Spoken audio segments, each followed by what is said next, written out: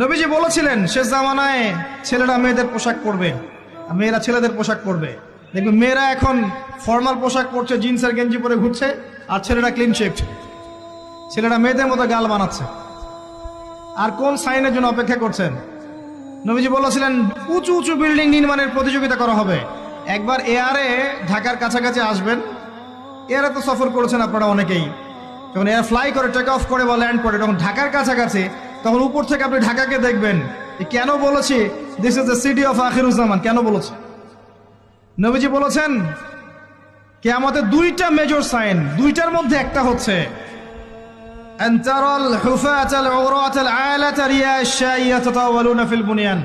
যখন সমাজের দরিদ্র শ্রেণীর মানুষেরা, যাদের পায়ে স্যান্ডেল ছিল না, গায়ে কাপড় ছিল না, এরা উঁচু উঁচু বিল্ডিং নির্মাণের প্রতিযোগিতা করতে থাকবে, তখন কিয়ামতের অপেক্ষা করতে থাকবে।